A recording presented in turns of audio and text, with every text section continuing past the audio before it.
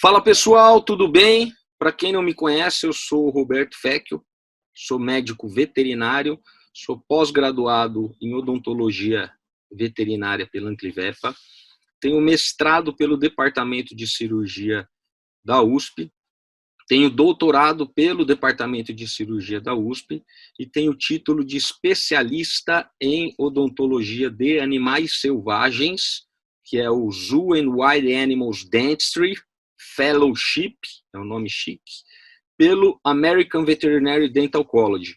Então, essa especialidade em odontologia de animais selvagens, esse fellowship, eu sou o único na América Latina e um dos únicos 12 veterinários no mundo com essa titulação. O que isso quer dizer? Que eu ralei pra caramba para trazer um material show para todo mundo, só isso. Tá? Esse curso vai ser muito bacana, espero que vocês gostem, espero que vocês tirem proveito dele e que ele traga uma melhora nas aplicações clínicas de vocês, ok? Vamos lá começar a falar então desses caras? Então, bora lá falar sobre o odonto de roedores e lagomorfos. Para quem não sabe, roedores e lagomorfos são, na nossa rotina clínica, os coelhos, chinchila, porquinho da Índia, twister, gerbil, hamster, essa galera aí. Para quem gosta de clínica de pets não convencionais, são caras cada vez mais rotineiros. Então, que a gente precisa o tempo todo estar se atualizando, sabendo mais sobre as particularidades de cada um desses caras, e eles diferem um pouquinho entre si, né? Às vezes a gente tenta botar num grupo só por algumas características parecidas, mas eles possuem diferenças importantes sob vários pontos de vista, tá? Primeira coisa, por que devemos saber sobre odontologia de roedores e lagomorfos, ok? Aqui eu já chamo a atenção, né, já vou puxar a sardinha para o meu lado e vou falar para vocês que, muito provavelmente, a odontologia geral, né, odontologia veterinária, é uma das áreas mais negligenciadas pelo médico veterinário. É uma das áreas que o médico veterinário menos tem conhecimento e, por causa disso, tem grandes dificuldades de entender problemas odontológicos e, pior ainda, não tem capacidade ou conhecimento técnico para realizar os tratamentos adequados. Isso é muito ruim, porque a gente acaba tendo animais com problemas odontológicos na nossa rotina, nós não somos treinados para isso, então nós não percebemos e esse animal se mantém com um problema muito sério na boca dele, tá? Então essa é uma grande lacuna que ainda existe na odontologia veterinária. Imaginem só uma pessoa, né, o ser humano, se a gente for entender toda a parte médica do ser humano. Então, existe uma escola para isso, uma faculdade para isso, que é a Faculdade de Medicina, que são 6 anos para aprender sobre todos os órgãos. Concordam comigo? Aprender sobre o coração, pulmão, fígado, rim, etc. 6 anos de medicina. Mas, nesses 6 anos, não inclui nada de boca, de bucomaxilo. Se for entender da boca, tem que fazer outra faculdade, outra carreira, que é a odontologia, que são mais 5 anos. Ou seja, em 6 anos você é capaz de aprender todos os órgãos. Mas para aprender só sobre a cavidade oral, é preciso 5 anos. Entender a complexidade que a cavidade oral representa para uma única espécie. Ou seja, se um cara quiser entender de toda a parte clínica e médica do ser humano, incluindo órgãos e cavidade oral, ele vai desprender aí 11 anos de estudo em 2 graduações, sendo que desses 11 anos, 5 é só para cavidade oral. Então, isso já traz um raciocínio, né? Será que a cavidade oral é complexa? Será que ela difere dos outros órgãos? Será que ela merece uma atenção especial? Obviamente que sim, tá? E na nossa rotina veterinária, na nossa graduação, nós aprendemos o quê? Nada. E aí vem o fato de nós negligenciarmos muito a odontologia veterinária. Tenho certeza que se eu perguntar para a maioria de vocês aqui, quem tem algum animal, quem tem um cachorro, ou quem tem um gato, né, ou quem tem um porquinho da Índia, se eu perguntar quantos dentes tem o seu animal, provavelmente você não sabe responder. Imagina, você tem um cachorro, você não sabe quantos dentes tem o seu cachorro. Tá? Isso é péssimo. É o mesmo que você não souber quantas patas tem o seu cachorro, ou quantos olhos tem o seu cachorro, ou quantos ouvidos tem o seu cachorro. Então, a gente está falando do básico, do básico, do básico, do básico. Quantos dentes tem o seu cachorro? E a maioria aqui já nem sabe. Então, já acende uma luz amarela, né? Porra, não sei nem o básico. E olha que eu não perguntei se é premolar, se é molar, se é incisivo, se serve para mastigar, se serve para moer, quais são os problemas. Não, só perguntei o básico. Então, se o mínimo do mínimo a gente não sabe, né, acende uma luz do quanto nós vamos errar na vida. E o pior, às vezes estamos atendendo o animal de outra pessoa e você não sabe o básico do atendimento que você está prestando e cobrando. O cachorro às vezes chega com um problema odontológico, ou o porquinho da Índia, ou o coelho, e como você não está preparado, você não percebe, não dá atenção correta e esse animal perdura com uma doença na cavidade oral por uma falha no nosso atendimento. Ok? Então, isso já serve para a gente levantar um raciocínio antes de começar qualquer coisa aqui. Beleza? Então, vamos pensar nisso. Pô, mas eu manjo de cachorro e gato, eu entendo de odonto de cachorro e gato, então para mim já está mais fácil? Mais ou menos, porque vocês vão ver que ainda tem muita coisa diferente para esses caras aqui. Tá? E por que é importante a odontologia de roedores e lagomorfos? Ó, primeira linha, acomete aproximadamente 70% dos coelhos, porquinhos da Índia e chinchila. Então, quem for fazer clínica geral de pets não convencionais e for atender mamíferos, 7 em cada 10 pacientes que vocês vão atender terão problemas odontológicos. Tá? A dúvida é, você vai saber identificar? Pô, Fé, que eu já trabalho com pets não convencionais. A minha rotina não é tudo isso. A cada 10 coelhos que eu atendo, 7 não tem problema odontológico. Será que ele não tem ou será que você não sabe avaliar? Tá? Então vamos pensar nisso, vamos discutir isso. Dados estatísticos, 70% desses animais, porquinho da Índia, chinchila e coelho, apresentam algum grau de problema odontológico. Ok?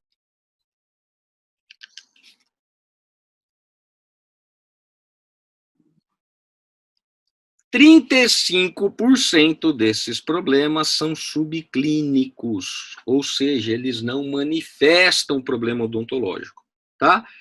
Pets não convencionais, animais que são não domesticados, animais que ainda são, né, tem caráter evolutivo que foge à domesticação, ou que são presas em natureza, eles tendem a não mostrar que estão doentes. Né? Imagina, se um coelho mostrar que está doente, o predador vem e pega. Então, se ele está com dor na perna, ele não fica mancando, ele não vai claudicar. Se ele claudicar, é sinal de fraqueza, ele vai ser predado. Tá? E mesmo um predador, imagina um leão, top de cadeia. Se ele mostrar que está doente, ele vai perder a posição alfa, ele vai perder a fêmea, ele vai perder o território, ele vai perder a comida. Então, existem disputas para a sobrevivência desses animais. Então, eles disputam território, comida, predação, etc. Por isso que eles escondem problemas clínicos com muito mais intensidade do que cães e gatos. Ok? Então, 35% dos roedores e lagomorfos não apresentam clinicamente um problema odontológico. tá? Mas eu avalio radiograficamente. Ou seja, se você pegar todos os roedores e lagomorfos que aparecerem na sua rotina clínica e radiografar esses caras, eles não têm manifestação clínica nenhuma de odonto. Você vai lá e radiografa. Você vai perceber que 35% deles têm algum problema do ponto de vista radiográfico, que você não percebeu clinicamente. Ok?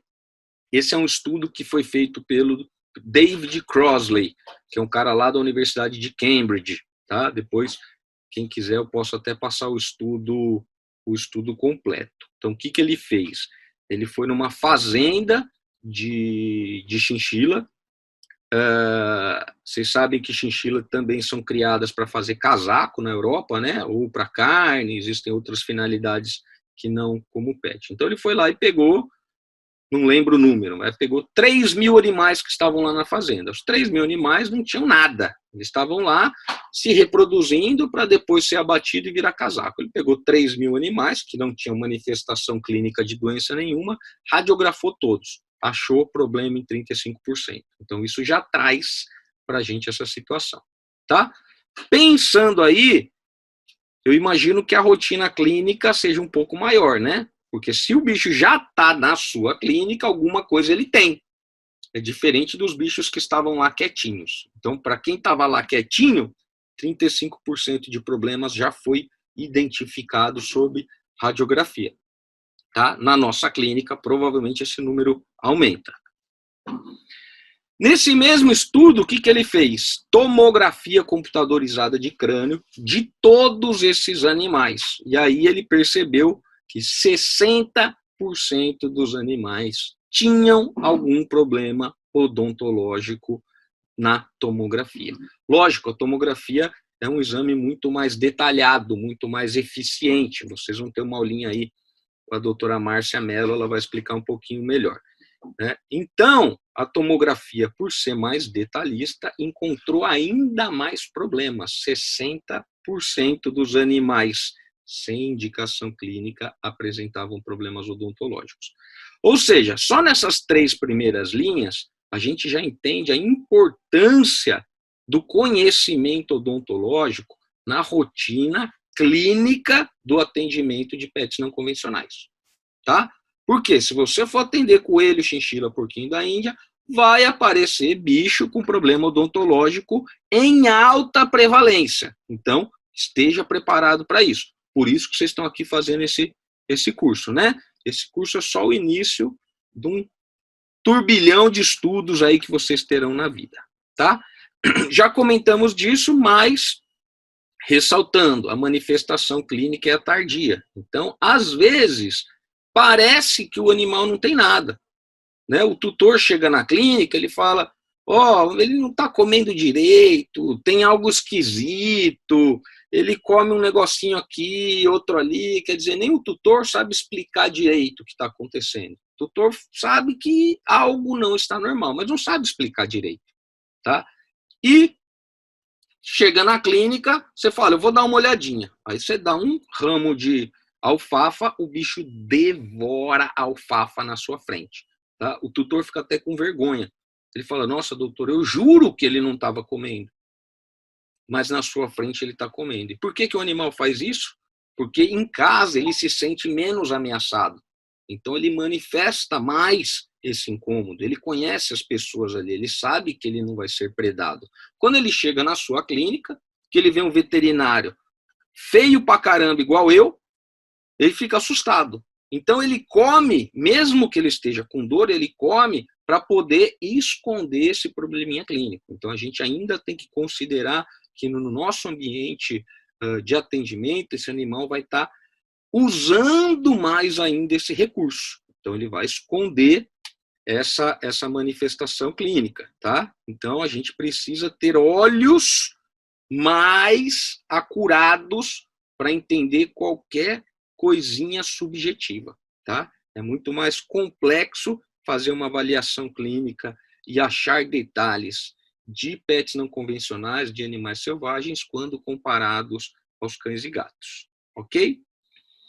Muitos dos sinais odontológicos, eles são inespecíficos.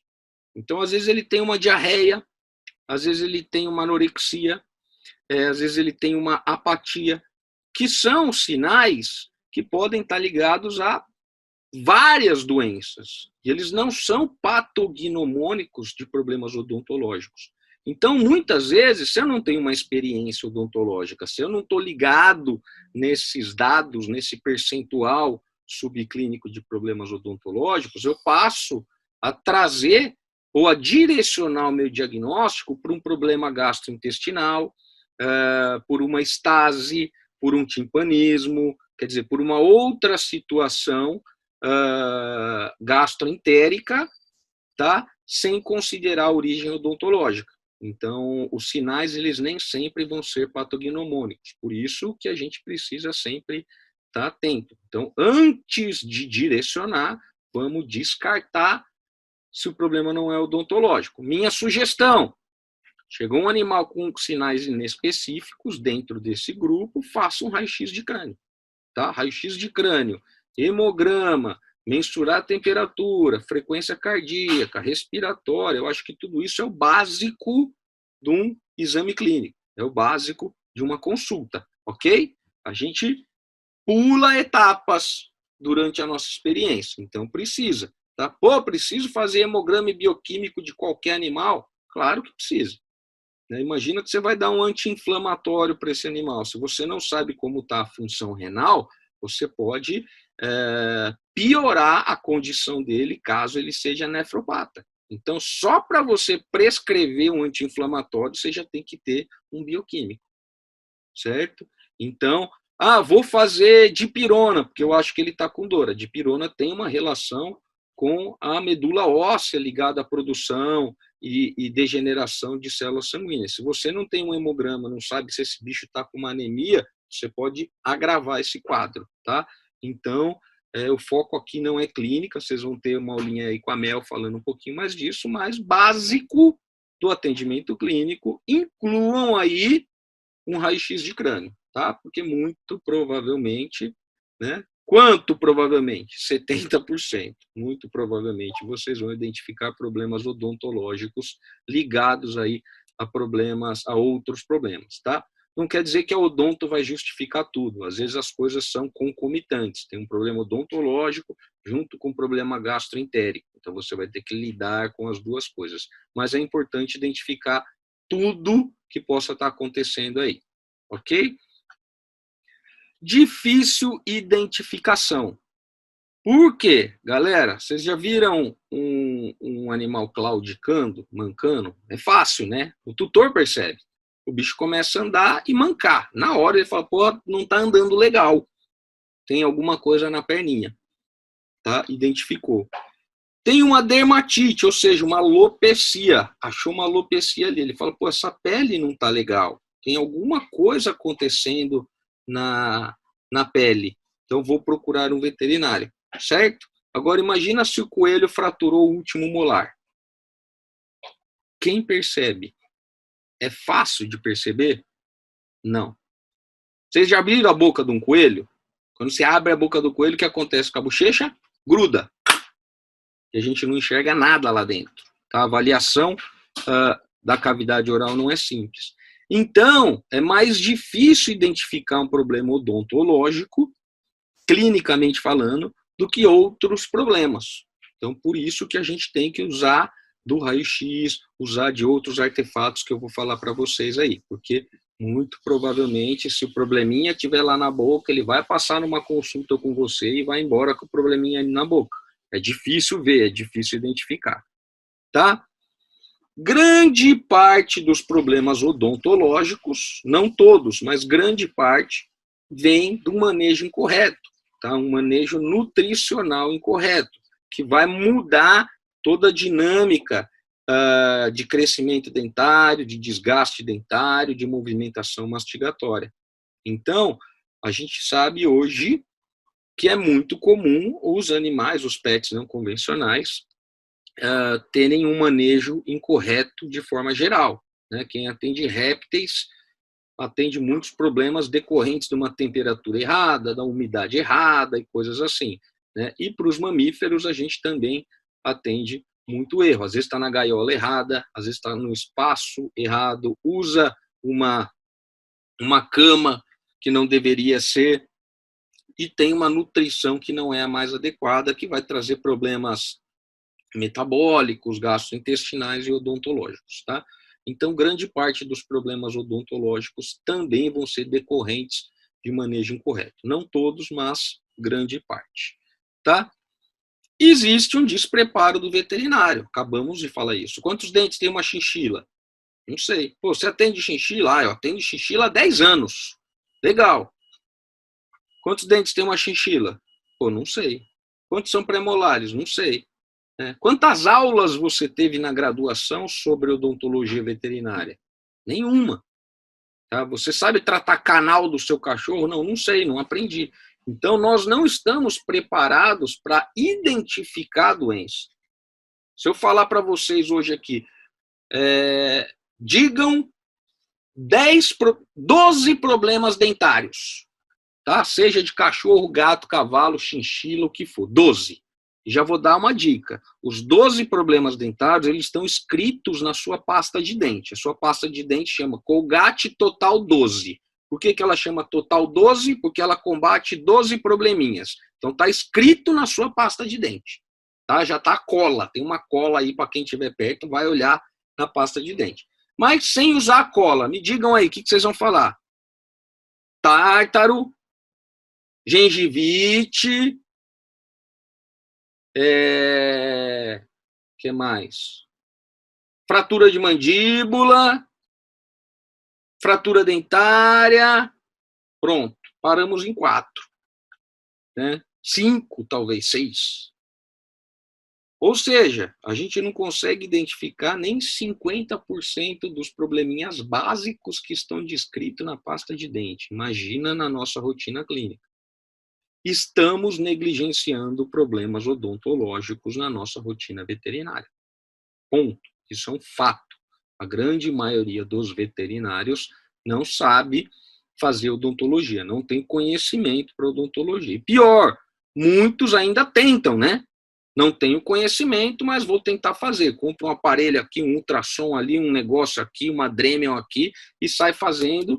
Obviamente, né, que tudo que você faz sem um conhecimento prévio, sem um conhecimento de qualidade, a chance de dar errado é muito grande. Então, por isso, a gente ainda vê iatrogenias secundárias a essa falta de preparo. Lógico que vocês aqui são diferentes, porque vocês vieram fazer um curso para se preparar. Então, vocês já são do caralho, vocês já são uma minoria, vocês já são pessoas que estão preocupadas em se diferenciar, em aprender, em fechar aquelas lacunas de conhecimento que a sua graduação não deu. Tá? E no futuro, quando você estiver acima da média, as pessoas ainda vão dizer que você teve sorte, hein? Vão falar, nossa, o cara deu sorte. Deu sorte nada, você gastou dinheiro, perdeu seu tempo, no meio de uma pandemia, parou na frente do computador para poder aprender, entender, ler e depois ainda correr atrás de outras coisas, ok? Mas pouquíssimos veterinários são como vocês aqui, que buscam uma atualização, que buscam preencher essa lacuna de conhecimento. Então já estão de parabéns aí, mas saibam que ainda temos um despreparo na grande maioria dos profissionais, ok? Bom, dito isso, entendemos a importância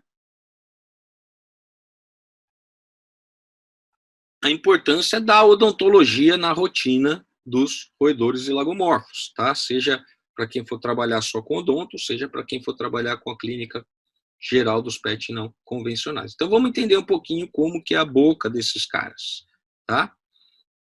Vou falar uns nomes aqui esquisitos que vocês vão ficar malucos, mas depois eu vou explicando. Então eles são considerados heterodontes. O que esse termo significa? Heterodontes quer dizer dentes diferentes, ok?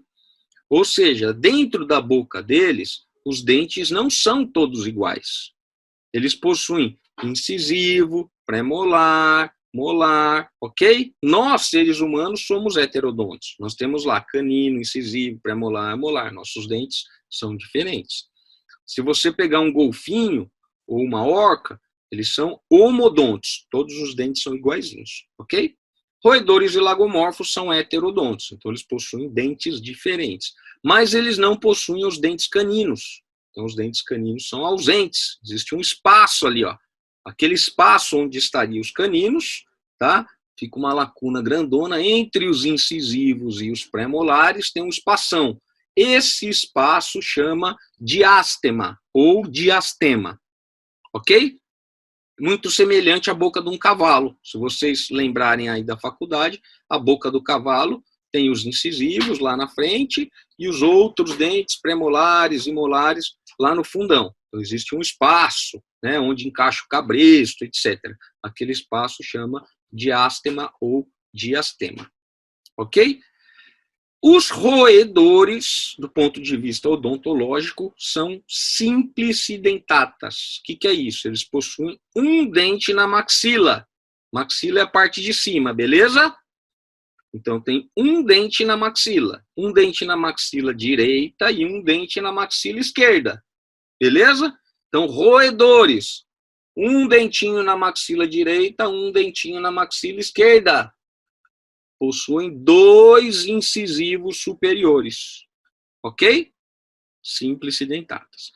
Os lagomorfos, que são os coelhos e as lebres, tá? São duplicidentatas. Eles têm 2 dentes na maxila direita e 2 dentes na maxila esquerda.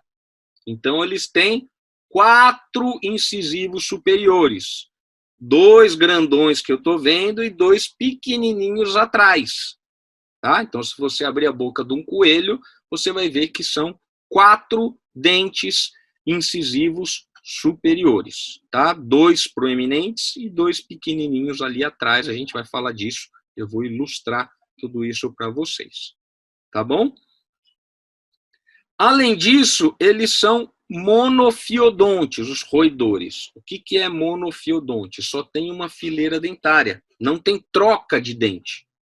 Por exemplo, nós seres humanos trocamos os dentes. Temos lá os dentes de leite, depois os dentes permanentes, ok? Tubarão é polifiodonte, troca de dente a vida toda. Crocodilianos também trocam de dente a vida toda.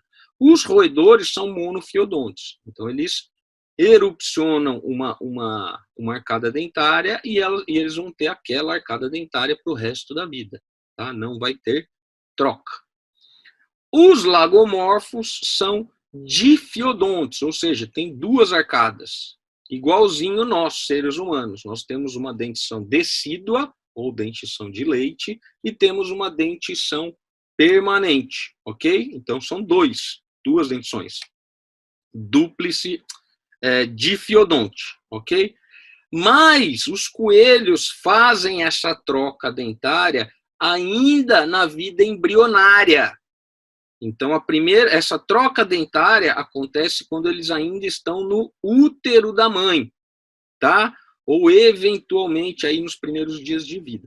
Então, quando eles nascem, clinicamente, a gente já considera como se fossem monofiodontes, tá? Porque aquela arcada dentária que eles nasceram é a arcada dentária já definitiva. Então, eles fazem a troca, mas essa troca é feita ainda dentro da vida uterina, ok? Também são considerados elodontes. Elodontes é quando o dente cresce a vida toda, não para de crescer, tipo marfim de elefante, vai crescendo, crescendo, crescendo, crescendo. Então, eles são elodontes. Alguns animais, os dentes que crescem a vida toda são só os incisivos, tá? Quais animais? Os roedores miomorfos. Quem são miomorfos? Mio vem de músculo, ok? Miosite, inflamação no músculo. Então, mio vem de músculo. Então, existe um cara que chama músculos.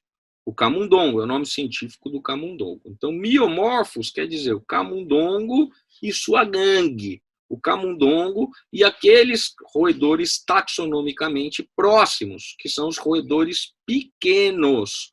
Então, camundongo, rato, twister, gerbil, hamster, esses caras, só os incisivos crescem a vida toda, ok? Os dentes do fundo têm crescimento limitado, igual aos nossos dentes. Então, eles vão ter dentes elodontes, que são os incisivos, crescendo a vida toda, lá na frente da boca, e vão ter dentes anelodontes, com crescimento limitado lá no fundo da boca, que vão ser os molares, ok? Então, eles têm duas fisiologias de crescimento dentário no mesmo bicho. Então, quando você atender um rato, problemas ligados ao crescimento dentário vão estar ligados aos incisivos e problemas ligados a dentes sem crescimento contínuo vão estar ligados aos molares, ok? Já os caviomorfos, quem são os caviomorfos? Cavia porcellus, que é o nome científico do porquinho da Índia, do cobaia, ok? Então, caviomorfos são os roedores taxonomicamente próximos do porquinho da Índia. Então, entra aí porquinho da Índia, chinchila, preá, capivara, tá? São os roedores maiores. Esses são os caviomorfos. Então, basicamente, os miomorfos são os roedores pequenininhos e os caviomorfos são os roedores maiores, tá?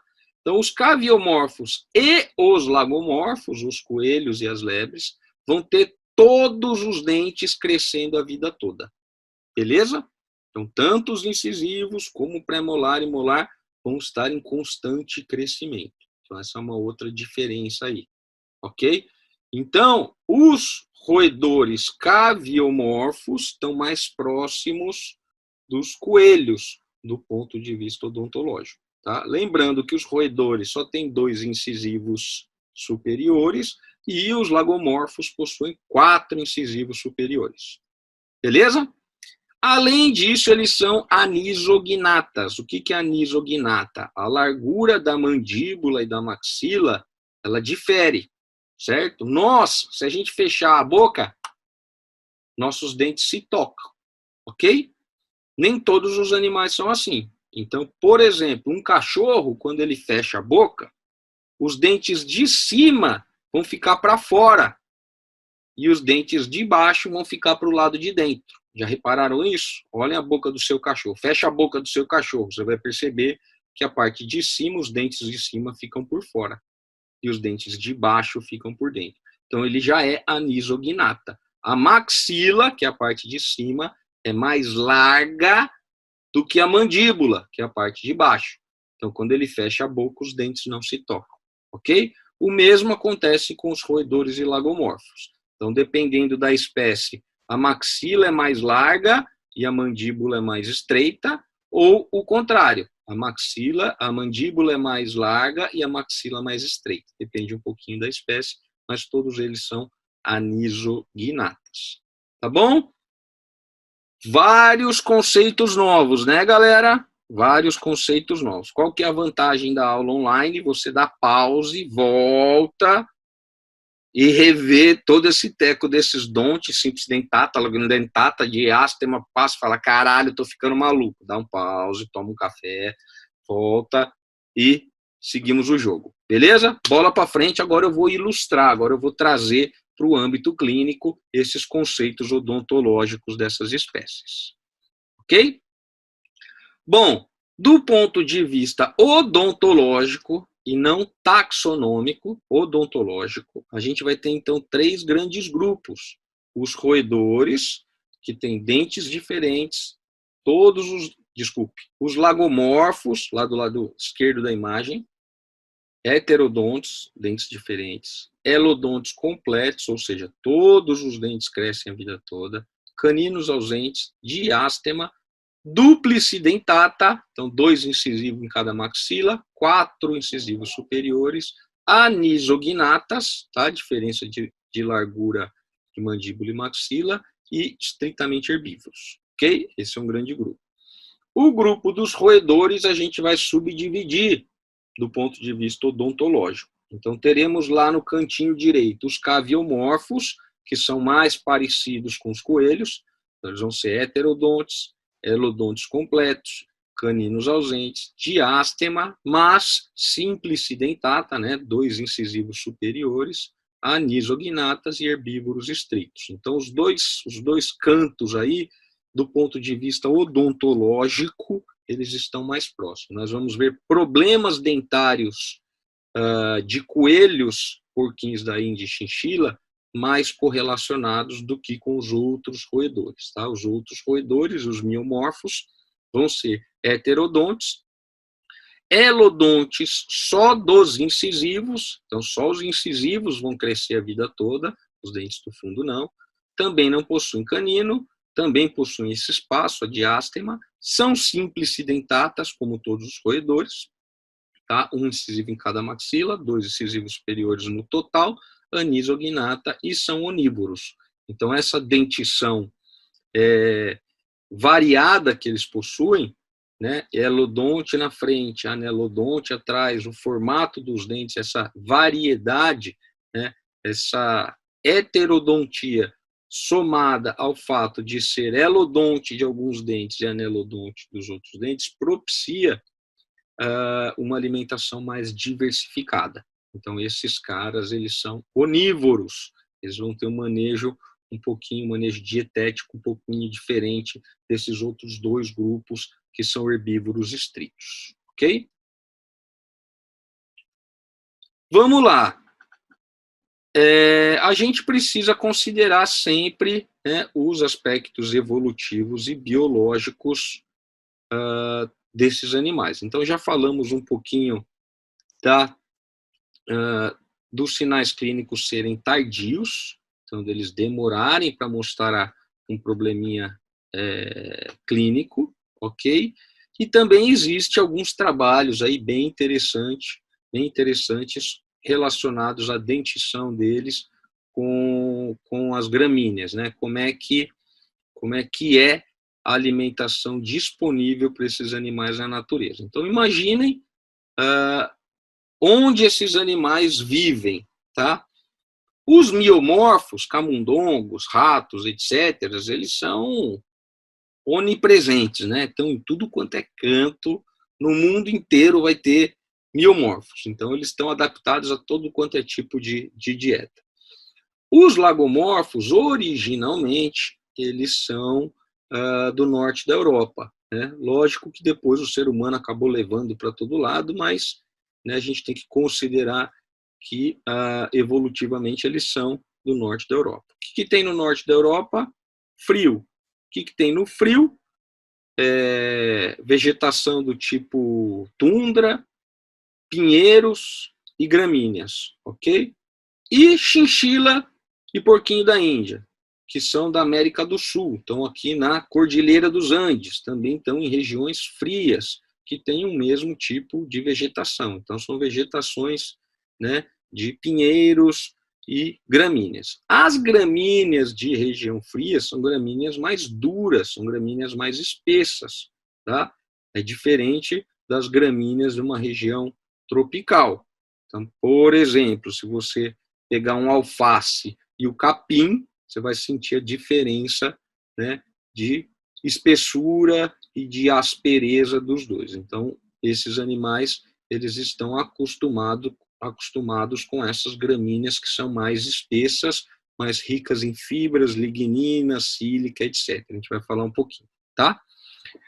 Em relação ao número de dentes, então vamos lá, os miomorfos, de um modo geral, né, como que funciona a fórmula dentária? A gente põe aqui, ó, 2 vezes. Por que 2 vezes? Porque a gente considera metade da boca.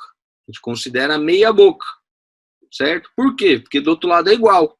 Então, eu não preciso contar os 2 lados. Eu vou contar um dos lados e eu sei que o outro lado é simétrico, correto? Então, pensando em um dos lados, então os miomorfos vão ter, ó, aqui, ó, I representa incisivo, o primeiro número é superior barra inferior, ok? PM, premolar, superior barra inferior, M, molar, superior barra inferior. Então, essa é a descrição de uma fórmula dentária. Então, 2 vezes. Incisivos, um superior e um inferior. tá? Para os miomorfos. Molares, depende da espécie. Então, eles podem ter 2 ou 3 molares superiores ou 2 ou 3 molares inferiores. A grande maioria dos miomorfos possuem 3 molares superiores e 3 molares inferiores, num total de 16 dentes. Ok? Tá? Lembrando aí que a ordem dos roedores é a maior de todas entre os mamíferos, então existem aí variações morfofisiológicas entre eles. Mas na nossa rotina clínica, basicamente eles vão ter um incisivo superior, um incisivo inferior, 3 molares superiores e 3 molares inferiores, num total de 16 dentes, tá? Lembrando aqui que não tem nem canino e nem pré-molares, tá? Aqui tem uma discussão grande, científica, se um desses dentes é um pré-molar, não é pré-molar, mas consideramos aí a grande maioria dos artigos que não possuem pré-molares, só molares. Então, isso serve para os miomorfos, os pequenininhos, ok? Pequenos roedores. Caviomorfos, que aí entra chinchila, porquinho da Índia, preá, ouriço cacheiro, capivara, então mesma coisa, 2 vezes. Incisivo, um superior e um inferior. Pré-molar, um superior e um inferior. Molar, 3 superiores e 3 inferiores, um total de 20 dentes. Ok? Entenderam isso, galera? Capivara, esquilo, ouriço, que são outros caviomorfos, podem ter pequenas variações aqui em relação ao número de pré-molares. Tá? Pode ser que eles tenham 2 pré-molares ao invés de 1. E aí, ao invés de 20 dentes, vão ter 22 no total. Então, considerem essas pequenas variações. E meu conselho é sempre busquem algum atlas, algum compêndio, algum livro, alguma referência prévia antes de tratar um determinado animal que você não está muito habituado, tá? Isso acontece na nossa rotina. Quem é veterinário aí de pets não convencionais, de animais selvagens, eventualmente aparece uma espécie ou uma subespécie diferente do que nós estamos acostumados, e aí sim é importante a gente se preparar, estudar, conversar com outros veterinários que já trataram aquela espécie, como é que foi, o que você viu, o que aconteceu. Então isso é muito importante, tá bom? Para a gente considerar essas pequenas variações odontológicas aí. Já adianto para vocês, lá na frente eu vou, no finalzinho de tudo, eu vou deixar para vocês algumas referências de livros e artigos relacionados ao odonto de roedores e lagomorfos. E tem um dos livros lá que ele possui uma tabela bem bacana, bem completa, bem extensa, várias páginas do livro, só com fórmula dentária de vários animais. Então, primata, Cebus apella, fórmula dentária. Ateles beelzebu, fórmula dentária. Elefante, fórmula dentária. Não. Então, tem várias espécies descritas lá, né? Entre primatas, felídeos, canídeos,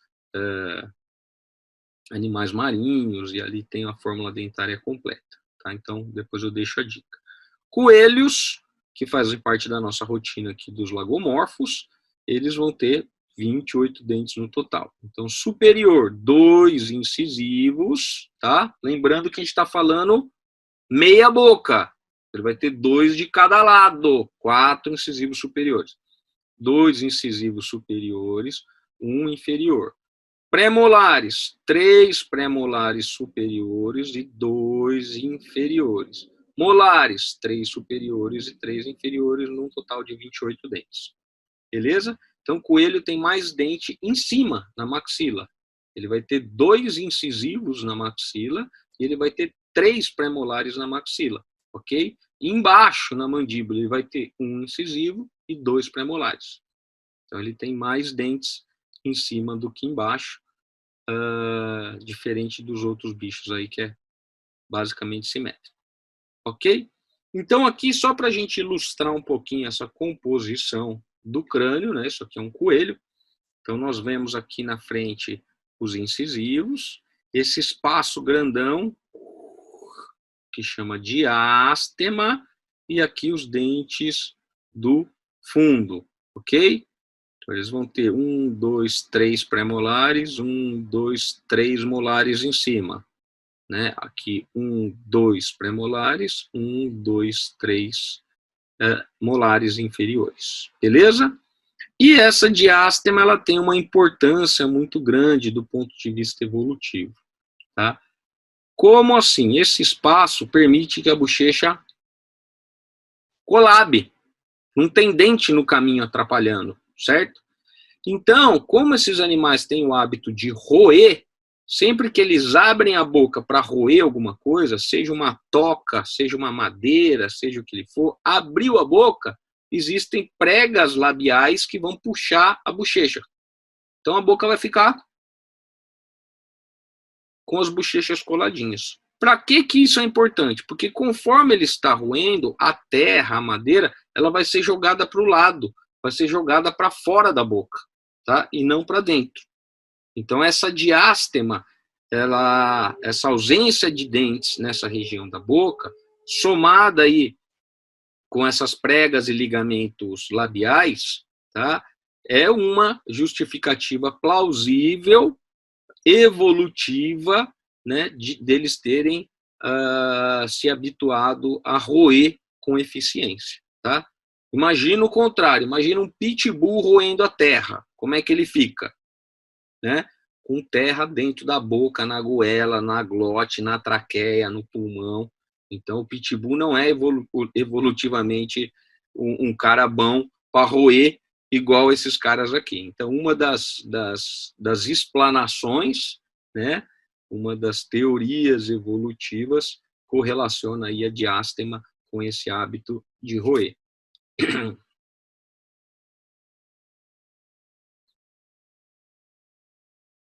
Ó, aqui nós vemos, então, a diferença.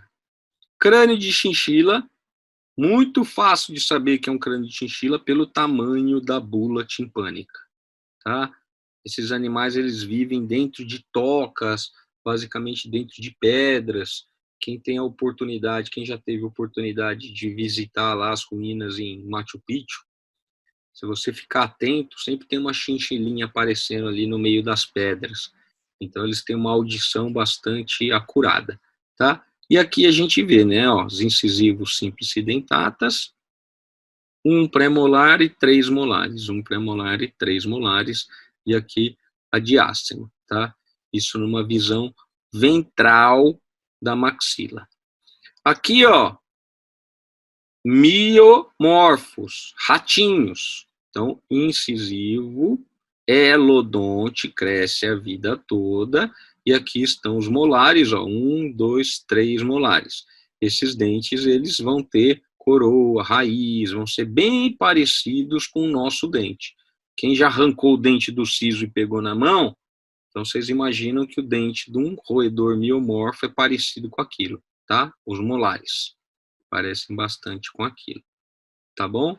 Coelho, então eles vão ter pré-molares e molares aqui na mandíbula e os incisivos. Vejam que a curvatura do incisivo num coelho já difere da curvatura do incisivo de um roedor. Então eles possuem aí morfologias distintas, ok?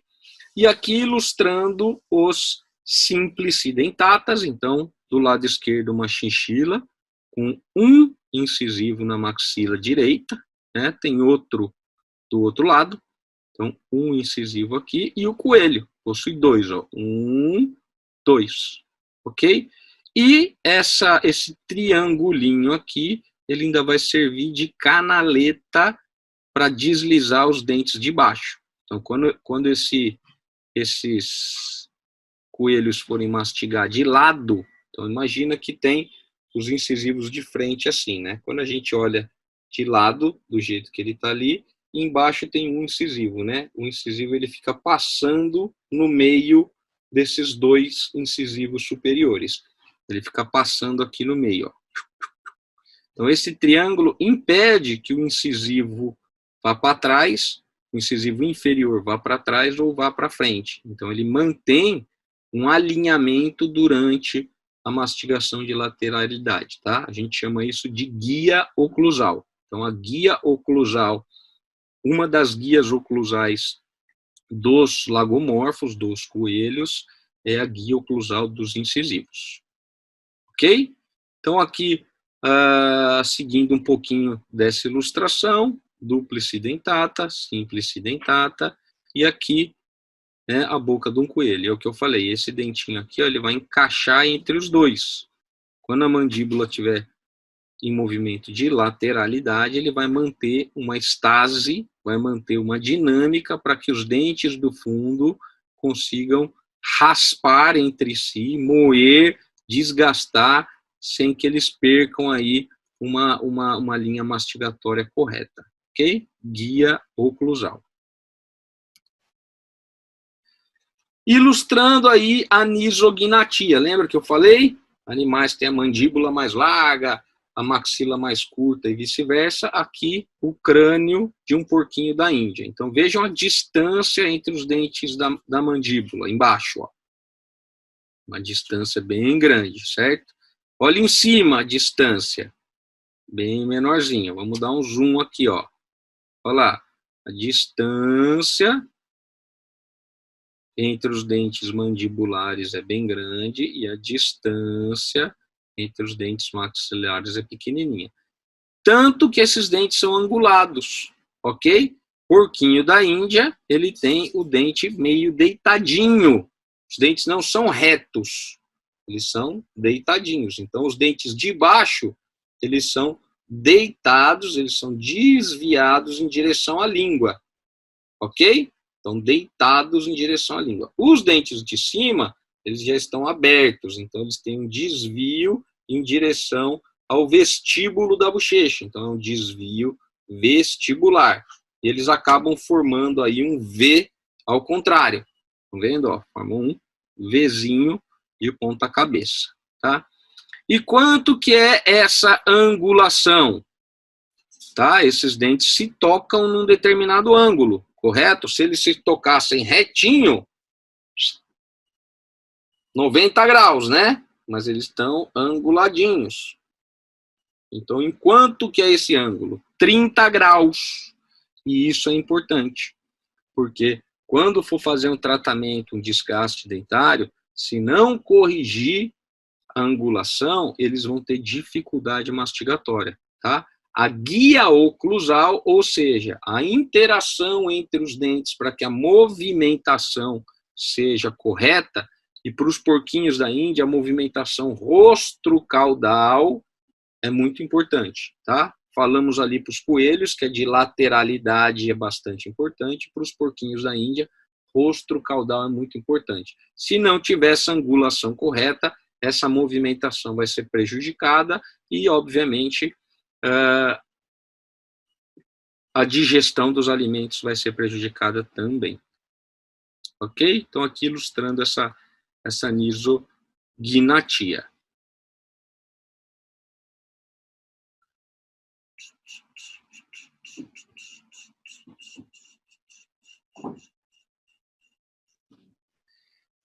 Beleza. Não vou me aprofundar muito nisso, vocês terão aí uma aulinha só de radiologia com a Márcia, tá? Com a Márcia Mello, que é top, manja pra caramba. Mas aqui, ó, a gente já consegue ver algumas coisinhas interessantes. Então, para as chinchilas, ok? Tá aqui a fórmula dentária, que a gente já falou, então eu consigo ver os dentinhos, ó, superior, inferior, né, o número aqui, ó, pré-molar, 1, 2, 3 molares, pré-molar, 1, 2, 3 molares, bula timpânica bastante grande, e os dentes se tocam, ó, retinhos, beleza? Eles se tocam retos. Então eu vejo uma mesa oclusal, que é o contato entre os dentes, que é horizontal, ok? Porquinho da Índia, veja a diferença. Parece que aqui tem uma zona no meio dos dentes. Porque lembra que esses dentes são angulados? Então, se a gente olha de frente e vê esses dentes angulados, a hora que a gente olha de lado, esses dentes estão sobrepostos. Então, é normal que eu não veja uma linha oclusal horizontal igual das chinchilas, porque aqui tem sobreposição das coroas, tá? Isso está ligado à angulação dos dentes decorrente à anisognatia, maxila mais estreita e mandíbula mais larga, ok? Por que eu estou falando isso? E depois a Márcia vai falar muito mais na orelha de vocês. Se você não tiver habituado a avaliar radiograficamente essas espécies e tiver uma analogia com cão e gato, você vai achar que tem uma série de problemas aí que não existe, tá?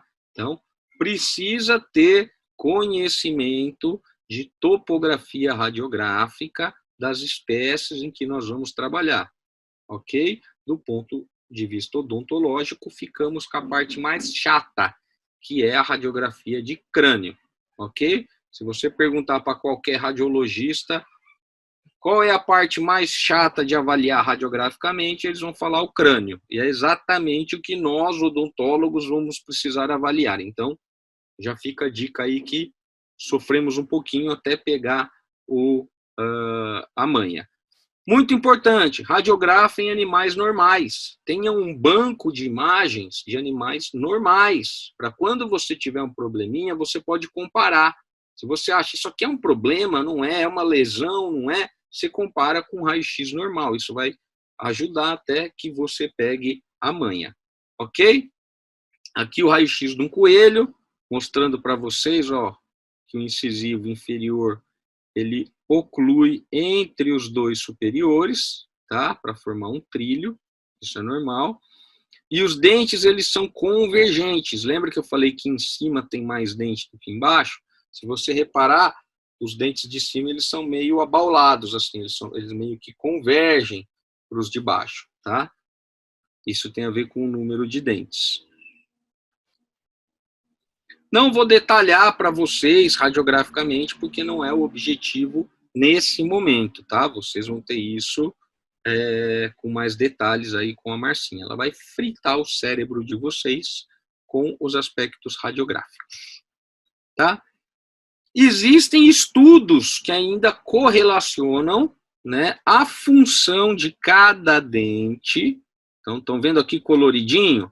Ó, em azul aqui estão os pré-molares, em amarelo estão os molares. Ó que o último molar é bem pequenininho. Os incisivos rostrais, em vermelho, incisivo caudal em verde. Estão vendo? Aqui, ó, pré-molar, molar. Então, quando um coelho mastiga, como que esses dentes interagem? Quem oclui com quem? Quem desgasta quem? Em qual intensidade isso acontece? Tá? Existem estudos. Olha aqui, ó. Coloquei aqui embaixo para vocês, ó. Tá? Biomecânica mastigatória dos coelhos. Tá?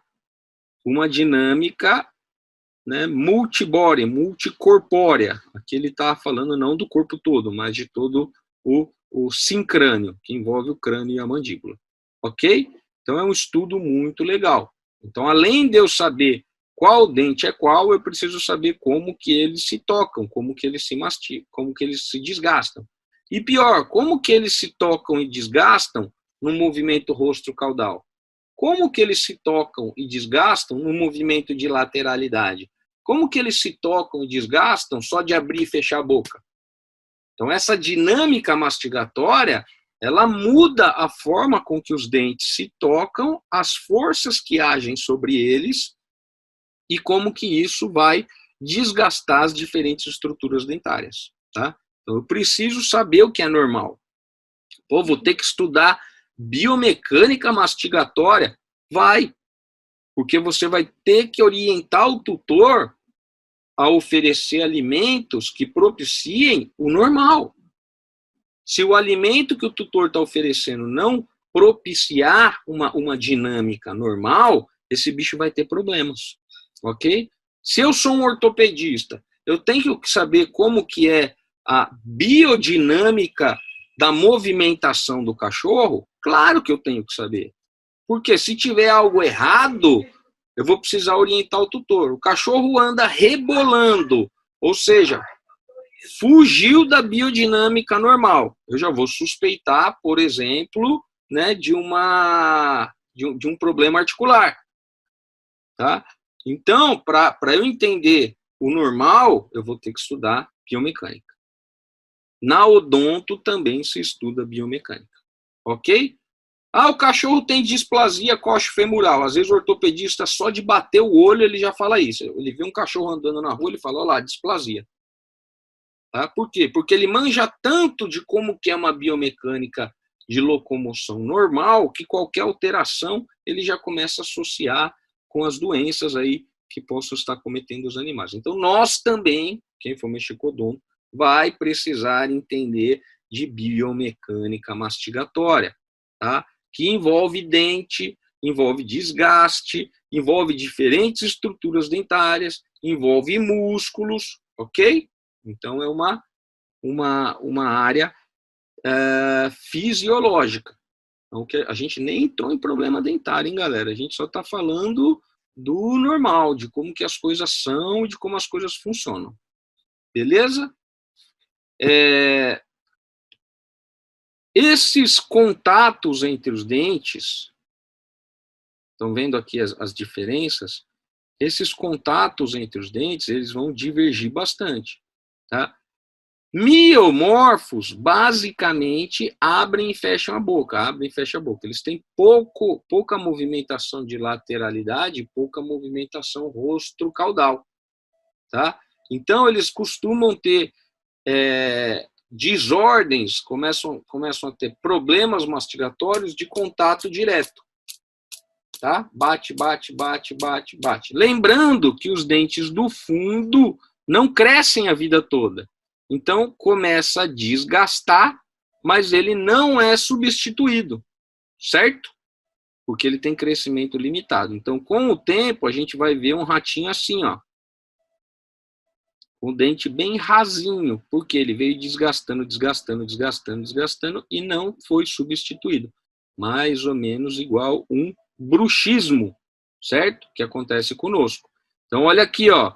Probleminhas dentários. Esses dentes aqui já estão com doença periodontal, exposição de raiz, mastigação deixando eles tortinhos. Então, esses são problemas que a gente vê ligados ao tipo de biomecânica oclusal para os miomorfos, tá? E também esses desvios dos incisivos. É muito comum, né, os incisivos inferiores começarem a se distanciar por uma alteração, por uma fibrose ao longo dos anos da sínfise mentoniana, ok? Então a gente vai buscar essas alterações, né, aqui, vindo lá, depois eu vou passar para vocês esses artigos, esses livros aqui, mas esse vem do livro do Capello, ok? É um compêndio de 2016 bem legal. Beleza? Então, já que esses dentes fazem vários movimentos, crescem, desgastam, crescem de novo, a coisa é um pouquinho diferente dos nossos dentes, né? E eu preciso entender. Então, primeira coisa, esses dentes não possuem raiz. Então, dente que cresce a vida toda não possui raiz. Nossa, mas não tem uma parte que está dentro do osso? Tem uma parte dentro do osso, mas não se chama raiz, ok? Gravem bem isso. Dentes com crescimento contínuo não possuem raiz. Se você me ligar e falar, Fé, que eu atendi um coelho aqui que está com uma lesão na raiz, eu já vou desligar na sua cara, tá? Vamos falar dos termos corretos, mas já pensem nisso aí. O ligamento periodontal, quem que é o ligamento periodontal? É quem segura o dente no osso, certo? O nosso dente está preso no osso. Tem a gengiva, mas tem um osso, o osso alveolar, tá? Por que ele não sai? Porque existem ligamentos que estão segurando o dente de um lado e segurando o osso do outro lado. Tá? Lá na sua aula de anatomia, quando fez uma maceração do crânio, tá? digeriu todos os tecidos orgânicos que tinham ali no crânio, acabou digerindo os ligamentos. E aí você vai lá e puxa o dente e o dente sai do alvéolo, correto? Então, na sua aula de osteologia, o dente sai do alvéolo. E por que ele não sai da sua boca? Porque existem ligamentos. No caso do crânio lá, esses ligamentos foram degenerados. Então, os nossos ligamentos são super resistentes para que nosso dente não caia da boca, para que a gente não perca o dente. Agora, ligamento dos dentes que estão crescendo a vida toda, ele é diferente, porque ele tem que prender o dente na boca, mas ele também precisa permitir o crescimento. As duas coisas precisam ocorrer aí, ok? Então, eles têm um ligamento periodontal diferenciado comparado aos cães e gatos. Ok? E a oclusão, o jeito que eles fecham a boca, o jeito que eles mastigam, também é totalmente diferente de cão e gato. Varia entre eles aí. Beleza? E vamos falar um pouquinho sobre distribuição de esmalte. Estamos acostumados, né, ao básico. Então, o nosso dente, o dente de um cão, ele tem o que está para fora da gengiva é coroa, o que está para baixo da gengiva é raiz. Tá? A coroa, que é a parte externa, está completa de esmalte, e a raiz, que está lá embaixo, é repleta de cemento. Ok? Isso é o básico, que nós estamos acostumados. E aqui eu já vou falar que a coisa varia. Então, esqueçam esse conceito, vamos passar para os novos conceitos, ok? Então, vamos lá. Deixa eu só entender uma coisa. Vamos lá. Os dentes, a dentição de um cão, por exemplo, ela começa. A primeira coisa que forma é a coroa, beleza? Forma a coroa do dente. Deixa eu até...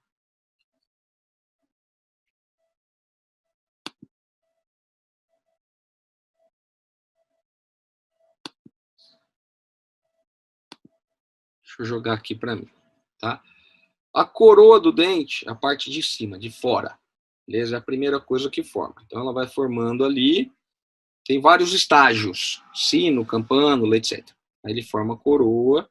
Em seguida, algumas células que estão aqui do lado de fora, a bainha epitelial de Hartwig, começa a produzir a raiz. Então, formou a coroa, em seguida começa a produzir a raiz, beleza?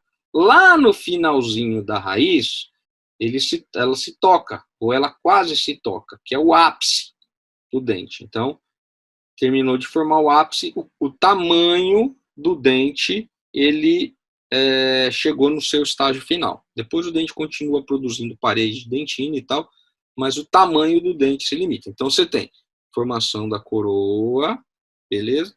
Formação da raiz. Como chama a formação da raiz? Rizogênese. Formação da raiz. Hora que chega lá embaixo, vai formar o ápice, apicogênese. Tum. Terminou a apicogênese, o tamanho do dente parou de crescer. E aí eu vou ter 3 porções. Coroa, para fora da gengiva, raiz, para baixo da gengiva, e a pontinha da raiz, que é o ápice. Beleza? Esse é o básico de um dente aí, do crescimento de um dente de um humano ou de um cão. Ok? Para os roedores e lagomorfos, não tem rizogênese e apicogênese. Então, a coroa começa a se formar, e ela se forma, até lá embaixo. Ok? Então, o dente inteiro é coroa. Não entra no processo de rizogênese. Não tem bainha epitelial de Hartwig. Não vai produzir estruturas diferentes da coroa. É tudo coroa. Então, formou a coroa lá. Coroa grandona, tá? E não passa por apicogênese, então não fecha. Então você vai ter coroa para fora da gengiva, coroa para baixo da gengiva, coroa dentro do osso e lá embaixo ela se mantém aberta, ok? Esse espaço aqui, ele se mantém aberto, não vai formar um ápice, não tem apicogênese, ok? Então se você pegar o raio-x de um dente de um coelho e falar coroa, raiz e ápice, errou, nota 0, está reprovado. Entenderam? Então, isso difere dos cães e gatos.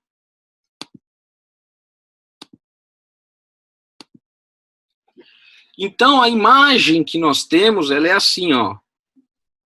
Parte da coroa está para fora do osso alveolar. Estão vendo a crista alveolar aqui, ó? Essa é uma coroa clínica. Quando eu abro a boca desse animal, eu enxergo essa coroa. Coroa clínica. Beleza? Quando eu vejo essa parte de baixo, que está inserida no osso alveolar, é a coroa de reserva. Tá? É tudo coroa. Não tem raiz, não passa pelo processo de rizogênese, não passa pelo processo de apicogênese, não tem bainha epitelial de Hartwig, tá? E lá no fundo vai ficar aberto, ó. Estão vendo que está aberto? Tem até uma bolinha. Esse final da coroa de reserva, pensando aqui no assoalho do alvéolo, ele está cheio de células que vão produzir dente a vida toda. Essas células chama tecido germinativo. Então aqui vai ter odontoblastos, que vão produzir dentina, ameloblastos, que vão produzir cemento, que vão produzir esmalte, cementoblastos, que vão produzir cemento e assim por diante, tá? Fibroblasto, tecido conjuntivo, etc. Então, a gente vê que o assoalho do alvéolo, no final da coroa de reserva, ele é mais radiolúcido. Estão vendo? Ele é um pouquinho mais transparente. Por quê? Porque aqui não tem tanta quantidade de tecido mineral. Aqui a gente tem tecido orgânico, produtor de dente. Diferente de um cão e de um gato. No cão e do gato, isso aqui vai ser fechadinho, que é o ápice. Beleza? Então, a avaliação odontológica difere. Tá? Olha aqui no incisivo. Incisivo. Aí aqui ele vai abrindo, ó. Ó, a parede aqui é mais fininha, a parede de dentina é mais fininha, e aqui ela vai ficando mais espessa. Aqui, ó, a parede espessa vai ficando fininha, fininha, fininha.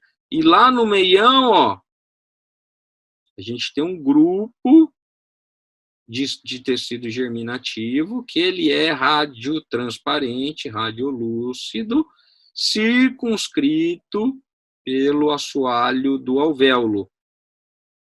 Beleza? Tá? Então, um radiologista de cão e gato, se olhar essa imagem, ele pode se confundir. Ele pode achar que a radiolucência no assoalho do alvéolo representa um abscesso. Porque se tem radiolucência no dente de um cachorro, onde tem raiz e ápice, pode ser um abscesso. Então, eu preciso entender da fisiologia dentária e correlacionar com a topografia radiográfica, ok? Então, aqui é uma chinchila. A gente vê, ó, a mesa oclusal horizontal, bem retinha, tá? Outra coisa, cachorro, gato, ser humano, o esmalte, ele está cobrindo somente a coroa, certo? Vamos voltar.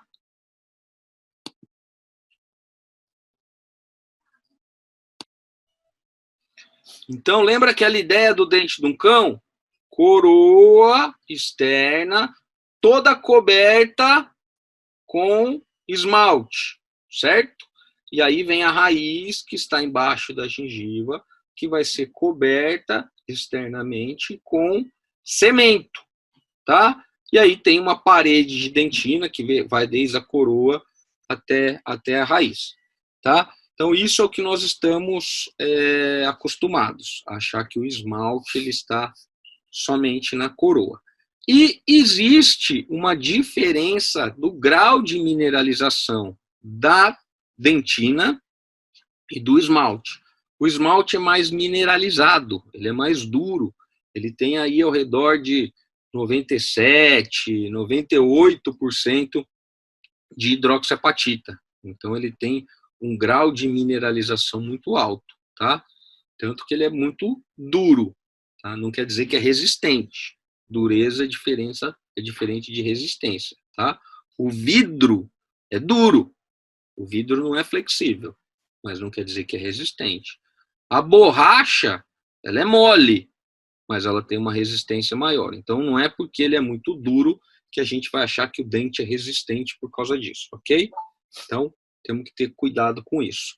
Inclusive, a disposição dos cristais de hidroxiapatita do esmalte se assemelham à distribuição dos cristais de sílica do vidro. Então, o esmalte do dente, ele parece morfologicamente com o vidro. Se você passar a mão, a unha no seu esmalte, ela é lisinha, parecida com um vidro lisinho, ok? Então, inclusive, quando o dente tem algumas trincas, ele lembra as trincas que tem no vidro. É uma analogia interessante de se fazer, ok? A dentina, ela já é menos mineralizada. A dentina, ela costuma ter túbulos, ela é um pouco mais porosa. Dentro desses túbulos tem células, tá? Tem terminações nervosas, tem prolongamentos de odontoblastos, de outros materiais orgânicos, tá? Tem líquido. Então, ela tem uma composição orgânica entremeada nas paredes de dentina. Então, ela é menos mineralizada, ela vai ter aí entre 70% até 78% de hidroxiapatita em média, tá? Varia um pouquinho com as espécies, mas é mais ou menos isso. Então, é importante eu saber dessa mineralização. Por quê? Porque nos roedores e lagomorfos, a distribuição do esmalte da dentina não segue o padrão de cão e gato. Então, o que vai acontecer ali? Vamos voltar para aquele raio-x para eu mostrar para vocês. Olha lá. Beleza? Quem é mais mineralizado? Esmalte. Quem é menos mineralizado? Dentina. Então, quando eu olho os dentes aqui, eu consigo, inclusive, identificar as lamelas de esmalte e as lamelas de dentina. Quem é mais mineralizado é mais radiopaco. Fica mais branquinho no raio-x, correto? Então, olhem aqui, ó essa linha. Uma lamela de esmalte aqui, ó. Ela é bem mais branquinha. Olha a outra aqui, ó. Outra lamela de esmalte. Mais branquinha. Olha aqui, ó, uma lamela de esmalte. Mais branquinha. Olha aqui, lamela de esmalte. Mais branquinha. E a dentina? A dentina é menos mineralizada. Então, eu vejo que entre as lamelas de esmalte, ó, tem uma que é menos mineralizada. Dentina. Esmalte, dentina. Esmalte, dentina. Esmalte, dentina. Então, aqui para as chinchilas, a gente vê esse padrão lamelar de distribuição de esmalte e dentina, ok? Olha aqui no incisivo. A parte externa, ó, a parte rostral, tem uma camada bem espessa de esmalte, ó. Bem espessa. E depois, aqui no meinho, tem a dentina. Ela é tão espessa, tá? Que ela é mais comprida. Por que ela é mais comprida? Quem desgasta mais fácil? A dentina ou o esmalte? A dentina, certo? Ela é menos mineralizada. Então, na hora que tem um bruxismo, ela se desfaz, ela se desgasta mais facilmente. E o esmalte é mais difícil de desgastar. Então, eu percebo aqui, ó, por que o dente incisivo forma um bisel? Porque aqui na porção rostral tem esmalte. Então, esse esmalte ele é mais difícil de desgastar. E daqui para trás, ó, caminhando para a face distal, tem dentina. Então, a dentina desgasta mais. No inferior, mesma coisa, ó. Estou vendo aqui a casquinha, ó, crista de esmalte. Mais difícil de desgastar. E aqui desgasta mais fácil. Então, a gente tem essa característica de bisel por conta da distribuição de esmalte e dentina. E olha em detalhes aqui a parte oclusal. Se vocês separarem, as cristas de esmalte sempre fazem uma pontinha, ó. Parece que faz uma pontinha, curvinha, pontinha, curvinha, pontinha, curvinha, pontinha, curvinha, ok? A gente vai ver esse mesmo padrão nos coelhos. Então, a distribuição do esmalte e da dentina também vão ser importantes. E aqui, a gente vai ter as guias oclusais de lateralidade. Lembra que eu falei no coelho que a guia de lateralidade estava lá nos incisivos? Aqui a gente vai ter essa guia entre as cristas de esmalte e dentina, porque imagina que eles estão assim, né? Esmalte, cada um dos meus dedos é esmalte, tá? E entre os meus dedos é dentina. O outro encaixa aqui, ó. Então a lateralidade, ela vai ter trilhos, que são esses trilhos criados pelos pontos de maior desgaste da dentina, ok? Isso vai dar homogeneidade na mastigação, na movimentação de lateralidade, ok? Então, basicamente, teremos isso, ó, coroa clínica, que está para fora da crista alveolar, é o que a gente enxerga quando abre a boca de um coelho, de uma chinchila, de um porquinho da Índia. Coroa de reserva, que está lá dentro do alvéolo, ok?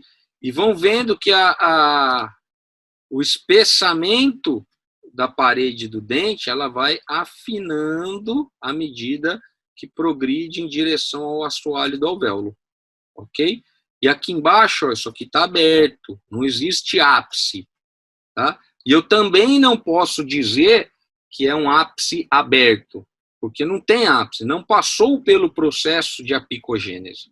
Então, alguns livros um pouquinho mais antigos, eles usam o termo que é um dente ipsodonte, porque a coroa é grandona, arradicular, tá? Ipsodonte arradicular, como se não tivesse raiz, com ápice aberto, tá? Esse termo não é o mais correto. Por quê? Eu não posso dizer que ele tem um ápice aberto, sendo que ele não passou pelo processo de apicogênese, ele nunca formou um ápice. Então, para ele ter um ápice aberto, ele precisa ter o ápice.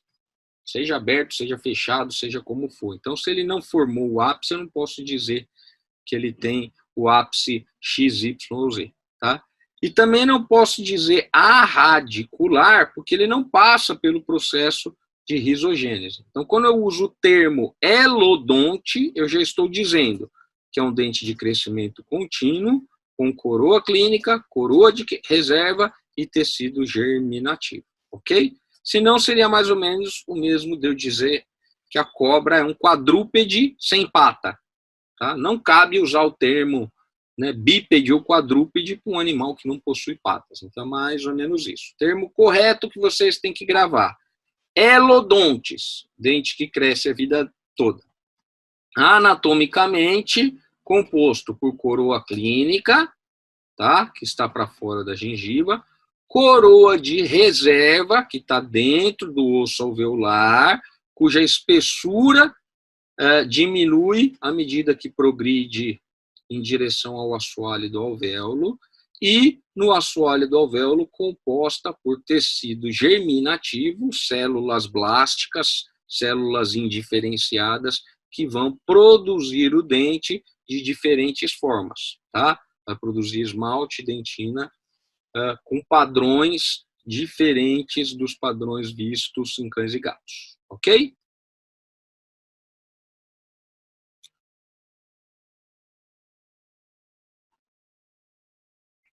O espaço, esse espaço dentro do dente que vai albergar o tecido germinativo, tá?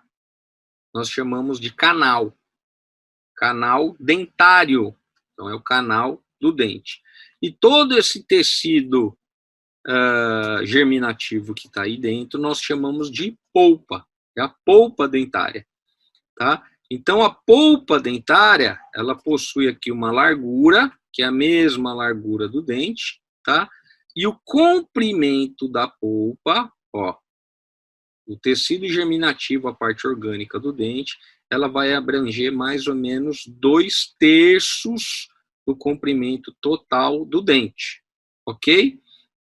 E, de modo geral, não tem polpa na coroa clínica, diferente de um cão e de um gato. Se você cortar a coroa de um cachorro, você vai expor a polpa. Aqui, se você cortar a coroa clínica, de um coelho, por exemplo, não expõe a polpa, porque a polpa ela vai estar abaixo da linha do alvéolo. Tá? Ela vai compreender mais ou menos 2/3 do comprimento do dente. Ok? Então, aqui a gente tem, né, mais uma descrição dessas lamelas. Ok? Então, existe aqui no meio, ó, esmalte, tá? Que está em azul clarinho, em verde clarinho. Depois a dentina, tá? Aqui, ó, esse traço de polpa, que é o que? É um estreitamento da polpa, né? Lembrando que essa parte do dente aqui, um dia ela estava aqui embaixo, ela foi crescendo. Então, conforme o dente foi crescendo, essa polpa foi estreitando, estreitando, estreitando, estreitando, estreitando, e conforme ela progride para a direção da coroa clínica, a gente vê esses traços, ok? Mas são traços que já não possuem mais componentes orgânicos. A dentina aqui em bege, tá? E a cavidade pulpar desse dente, ok? Estão vendo que o mesmo dente aqui, a lamela de esmalte separa a porção pulpar em duas partes, ok? Então, essa é uma variação na distribuição de esmalte, de dentina, e quando nós consideramos aqui em cima, ó, quem são esses dentes aqui de cima? Dentes de miomorfos. Por quê? Miomorfos são dentes que têm crescimento limitado. Lembra? Os molares dos ratos, os dentes do fundo lá dos ratos, são semelhantes aos nossos. Aí sim eles têm aquele padrão, ó, coroa para fora da gengiva, a coroa toda é coberta com esmalte. Aqui em roxo a gente tem raiz, então passa pela rizogênese, passa pela picogênese, ok? Esse é um dente de duas raízes. Aqui é um dente de um outro miomorfo, tá? Tem uma anatomia um pouquinho diferente, mas ó, coroa para fora da gengiva, toda coberta por esmalte. Ó, o esmalte brilha, igual vidro. E lá embaixo a gente tem raiz, risogênese, apicogênese, etc. Tá? Aqui é o dente de um elefante. Não vou falar disso para vocês, foge um pouco ao tema, mas o dente do elefante é como se fosse uma mistura de elodonte com anelodonte. Isso aqui é um molar, ok? É outro esquema. E aqui o dente de um coelho. Então a gente vê, ó, não tem o roxinho, não tem raiz. O que a gente vai ter? Lamelas de esmalte, ó, o esmalte como ele é brilhante, bonitinho, parecendo vidro, tá? Ele é mais duro, mais denso, mais mineralizado. Aí vem uma camada de dentina, outra de esmalte, outra de dentina, esmalte, dentina, tá? E aqui, nesses espaços que vão estar lá no final do dente, próximo ao assoalho do alvéolo, é onde estarão aí os tecidos germinativos, a polpa dos dentes que vai produzir tecidos dentários ao longo da vida. Ok? Ilustrando ainda o que a gente falou de distribuição de esmalte, aqui numa chinchila, tá? Algumas chinchilas possuem esmalte pigmentado, depende um pouco da alimentação, dos minerais, não são todas, mas aqui eu usei de exemplo para a gente perceber, né, que o esmalte ele está bem distribuído na porção rostral aqui desse dente, tá? Que nós chamamos de porção lingual ou mesial, tá? É o termo correto na odontologia. Então aqui, ó, bastante esmalte. E daqui para trás ele vai perdendo esmalte. Então, esmalte é difícil de desgastar, dentina é mais fácil. Então, aqui na pontinha dificilmente desgasta, aqui atrás desgasta mais, a gente forma esse bisel. Ok? Para os porquinhos da Índia, a distribuição do esmalte dentina não é naquele padrão lamelar, igual chinchila e coelho, ok? que estava bem didático ali naquele raio-x. A gente olhava uma linha de esmalte, uma linha de dentina. Quer ver? Vou voltar no dente do coelho aqui, ó. Aqui tá bacanudo, né? Tá show de bola, ó. Esmalte, dentina, esmalte, dentina, esmalte.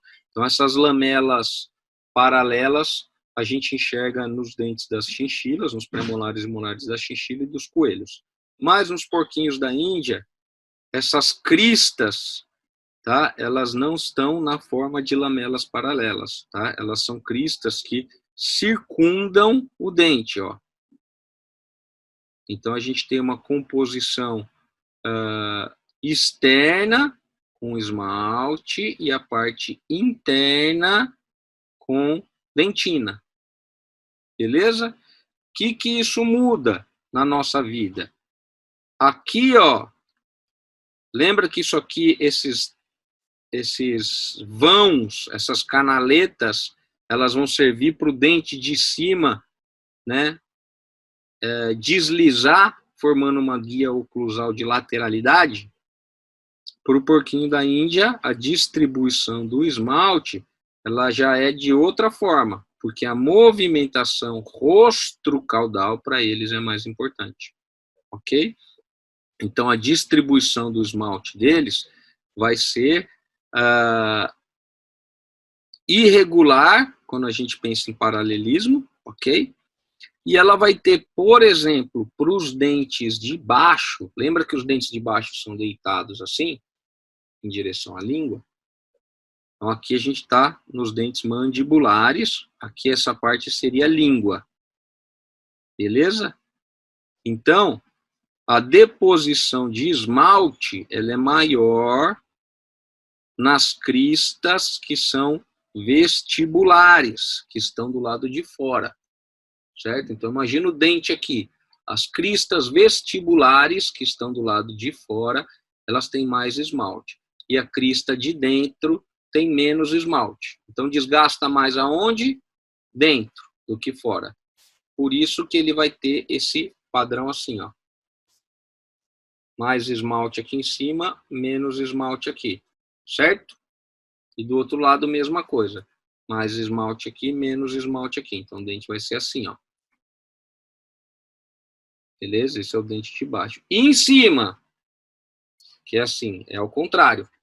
Ok? Então, sempre onde a gente vê uma crista maior do dente, tem uma composição maior de esmalte. Então, o trilho, ele vai ser esse V invertido. A movimentação rostro-caudal para o porquinho da Índia vai ser mais importante do que a lateral durante a alimentação. Ok? E entremeado ao esmalte, a gente enxerga aqui, né, o padrão de dentina, ó, até mais escurinho, tá vendo? Um pouquinho mais marronzinho, vamos dizer assim. Beleza? E o dente para crescer? Como que o dente vai sair da boca? Porque ele tem que estar preso por um ligamento periodontal. Então vamos lá. Aqui é um desenho bem tosco, mas só para vocês terem ideia. Imagina aqui o dente, né? Quer ver? Deixa eu voltar para minha dinâmica. Imagina aqui que essa caneta é o dente, beleza? E minha mão é o osso alveolar. Então eu vou, o dente ele está preso no osso, não sai, tá? Se eu olhar por dentro assim, ó, ele está preso. O que está colando a caneta na minha mão? Vai ter ligamentos da caneta para minha mão, certo? Vários ligamentos tridimensionalmente, beleza? Então o dente não está fundido no osso. Entenderam isso? Vamos voltar lá. Então, o dente, ó, tá aqui. Imagina que o dente é a caneta e o osso alveolar aqui é a minha mão. O dente não está colado, não tem uma fusão direta, tá? Em algumas outras espécies, répteis, existe essa mineralização do dente com o alvéolo. Aqui não. Aqui existe uma relação articular, existem ligamentos, certo? Então, existe um processo articular entre o dente e o alvéolo. É uma articulação dento-alveolar. Essa articulação dento-alveolar, ela tem um nome específico. ela chama gonfose, ok? Gonfose é articulação dento-alveolar. A gente tem, por exemplo, aqui no queixo, uma articulação, mandíbula direita, mandíbula esquerda. Elas não estão fundidas, né? Não estão mineralizadas entre si. Existe um processo articular que chama sínfise, sínfise mentoniana. Então, é a relação entre dois ossos. Aqui, a relação entre o dente e o osso também é um processo articular que se chama gonfose, ok? Então, existem fibras de ligamento que partem do osso em direção ao espaço periodontal e existem fibras que partem do dente em direção ao espaço periodontal. E essas fibras, elas se arranjam, elas se encontram aqui no meio do espaço periodontal. Conforme o dente vai crescendo, a ligação entre essas fibras vai sendo substituída. Então, por exemplo, imagina esse ligamento periodontal que ele está ligado aqui no dente. Conforme o dente cresce, ele vai soltar aqui, ó. Pumba! Ele solta e vai lá para cima, ok? O ligamento periodontal aqui de baixo, ele vai soltar desse e se ligar no de cima, tá? Esse ligamento aqui, ele solta desse e liga no de cima. Então, existem rearranjos desse padrão de ligamentos periodontais que vem do dente e que vem do osso alveolar. Isso propicia tanto a fixação do dente como crescimento constante, ok?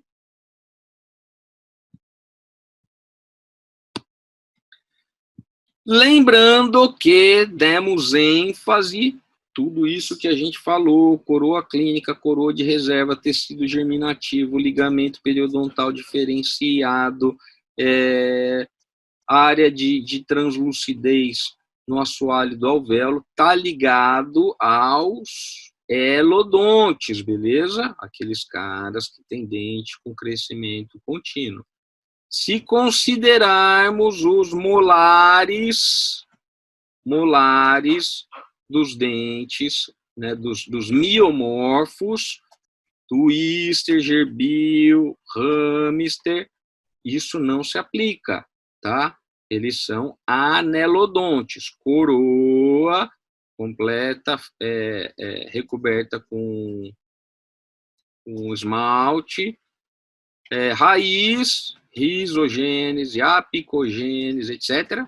Ok? Então, aqui tem tratamento de canal, vai ter câmara pulpar com canal, com polpa aqui em cima, etc. Então, o padrão elodonte que nós estamos dando ênfase, eles não se aplicam para os dentes posteriores dos miomorfos.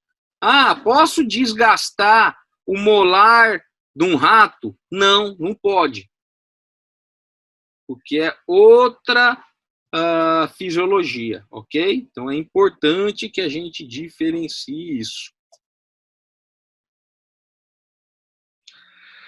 Bom, finalizando,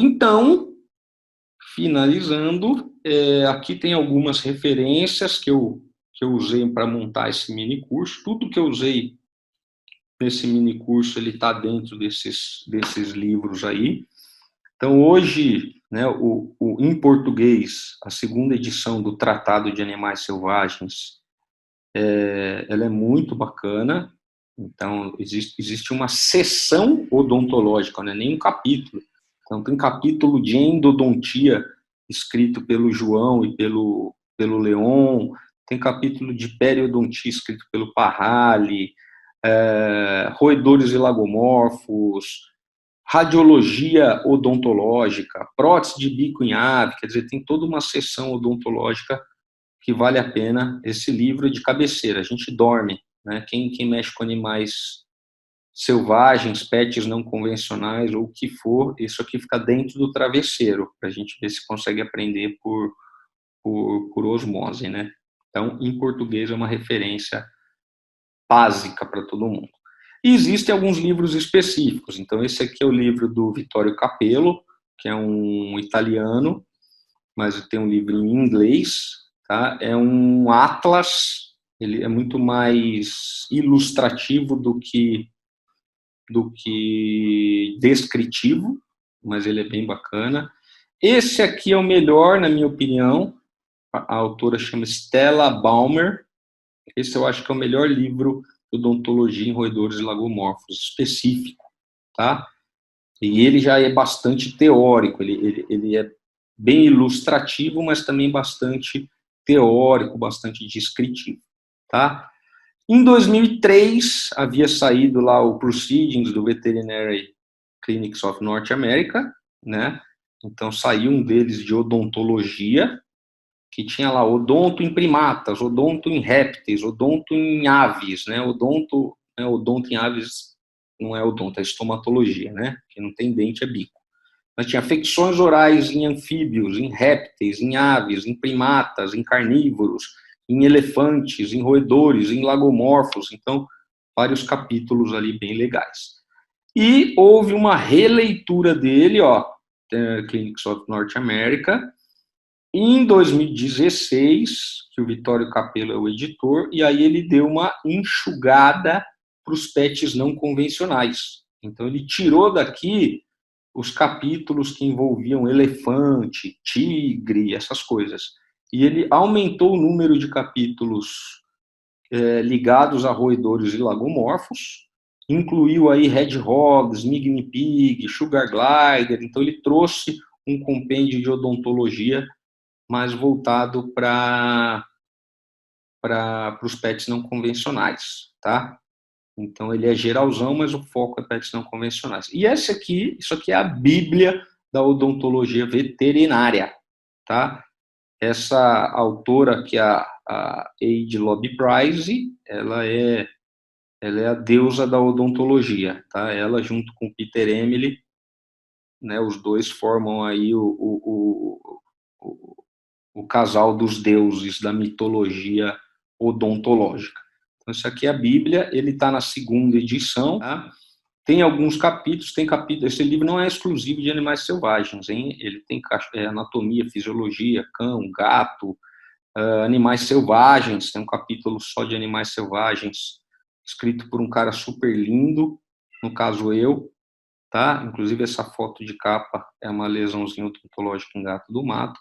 Mas ele tem um capítulo de odontologia em roedores e lagomorfos, escrito pelo Loic Legendre, que é um canadense, e é um capítulo muito bacana também, tá? Além dos diversos artigos. Tem uma revista muito legal de odontologia, que chama Journal of Veterinary Dentistry, tá? Jornal de Odontologia Veterinária, que sai 4 edições por ano, então ele é trimestral, e todas as edições têm alguma coisa de odonto em animal não convencional, seja um coelho, chinchila, seja tigre, mamute, o que for. Então, é uma revista legal, quem gosta de odonto, para assinar, e várias outras revistas aí, né? O Journal of Exotic Pets também é muito bacana. Aí tem uma infinidade de artigos que vocês conseguem também. Isso aqui é uma dica básica para vocês aí. O que não dá é para falar, nossa, eu não aprendi na faculdade, então não sei fazer. Então vou cortar com alicate. Não dá, né, galera? Assim, já deu para perceber que a graduação ela não é capaz de oferecer tudo que a gente precisa para ser um bom veterinário. E cada dia vai ser mais difícil.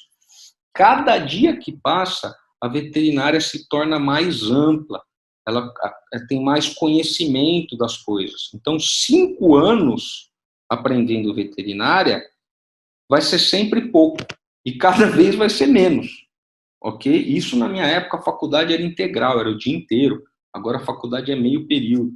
Quer dizer, não adianta você ficar reclamando, né, que a sua faculdade não te deu o ensino para fazer aquela coisa. Ah, minha faculdade é uma merda, o chão, a tinta tá, ninguém pinta o chão, a cantina, o lanche é ruim, o meu professor passa trabalho com a caneta verde, não azul. Né? Então, enquanto você está reclamando, o mundo está evoluindo, e aqueles que já perceberam que o mundo e a realização do sonho só depende de si mesmo estão correndo atrás. Né? Vocês estão nesse grupo das pessoas que estão correndo atrás. Por quê? Porque vocês estão pagando para assistir um curso de algo que vocês não teriam na graduação. Então, vocês já foram buscar algo fora. Continuem assim, tá? Continuem assim. Lá na frente, alguém vai falar que você deu sorte. Né? Quem? Aquele cara que trocou de celular ao invés de fazer um curso. Certo? Então, valorize você, valorize o seu conhecimento, invista em si mesmo, invista na sua profissão, e vamos tornar a veterinária a profissão mais foda do mundo. Já é a mais bonita, já é a mais alegre, mas vamos torná-la juntos, se cada um fizer um pouquinho, a gente eleva o nível da veterinária para torná-la foda, tá? Não que a profissão seja fácil, ela não é fácil, mas é linda e a gente pode correr atrás. Então fica a dica aqui de quem quer aprender odonto de roedores e lagomorfos com mais propriedade, literatura está aí. E meu e-mail também. Então quem quiser trocar uma ideia, Bob, qual artigo é legal, né?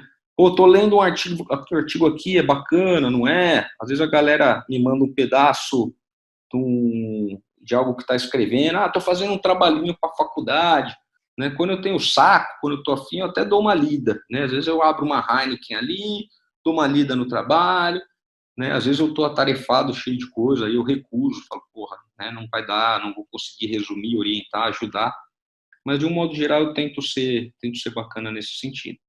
Casos clínicos, mesma coisa, então a galera tira dúvida, quem precisar, né? Sempre tira dúvida. Vocês têm meu contato agora aí. Pô, tô com um coelho assim assado, extrai o dente ou não extrai? Agora, já aviso, me manda o contexto todo, né? Às vezes o cara me manda uma foto de um coelho, fala, Bob, o que que eu faço? Eu não sei o que que é o coelho, que idade que ele tem, o que que aconteceu, o que que ele come, não tem um raio-x acompanhando. Aí eu falo, se mata, né? Então, contextualize o caso clínico. Às vezes o cara me manda sem nem ter atendido. Ele manda uma foto do coelho e fala, Bob, eu vou atender amanhã esse coelho, o que que eu faço? Atenda. Né? Então, tirar dúvidas é uma coisa. Querer que eu resolva a sua vida é outra. Então, por favor, mandem dúvidas guiadas dentro de um contexto que você já fez uma avaliação prévia e a gente vai batendo um papo. Tá? Isso eu acho bacana, isso eu acho legal. Eu acho que nós, veterinários, temos que nos ajudar sempre. Eu acho que é uma coisa que só faz a classe crescer. Tamo junto. Beijo no coração, galera.